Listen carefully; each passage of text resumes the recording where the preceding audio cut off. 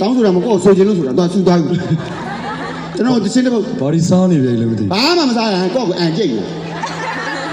နေရတကလိုက်ဆူ ဘာလို့အန်ကြိတ် ကျွန်တော်တချင်းလေးတစ်ပုတ်တောင်းထားပါတယ် မကောင်းပါဘူးဆိုတော့ချင်းလေး မကောင်းလဲဆိုမှဘယ်ကနားထောင်ချင်းတောင်းချင်းမတောင်းနဲ့တော့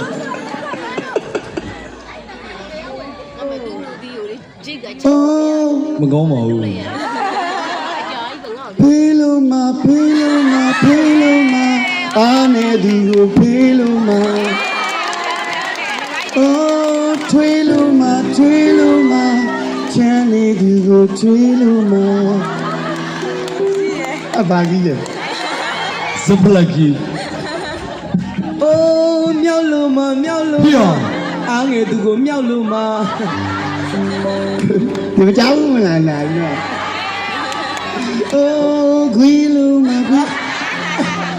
အဲ့ဒါမပါဘူး ဩအဲ့ဒါဟိုကဝီသီးစားရင်တဲ့ခွေးအမလီးစားပါ စားဘူးလား စားဘူးတဲ့ချင်းနေ โอเคကျွန်တော်ချင်းလေးနဲ့နဲ့လေးတွေချင်းလေးလည်းကြံနေလို့ဇက်တိုက်ဆိုတော့ သူတို့လည်းမကုန်သေးဘူးစူလေးတွေယူလိုက်အောင် ယူယူပါ အလုံးတောင်းပါပါတယ်ကျွန်တော်ပြက်လုံးနေပြက်လို့အရန်နာကြီးဝိုင်းဟုတ်ရွှဲလေဗျာ sorry ပါနော်အကိုပြလုံးပြရမယ် ကျွန်တော် โอเค ရေးကျွန်တော်တို့နောက်မှာ ဆိုင်ကိုချိလာလေလို့ပြော ကနန်ဝင်ဒါပြောဆိုတဲ့ ဇလံဝင်တာတော့ သူတို့ချပြီးတာငါတို့ပြောရတာလေ ငါပြောစက်တွေလည်းဖြက်လို့ဖြက်သွား တာ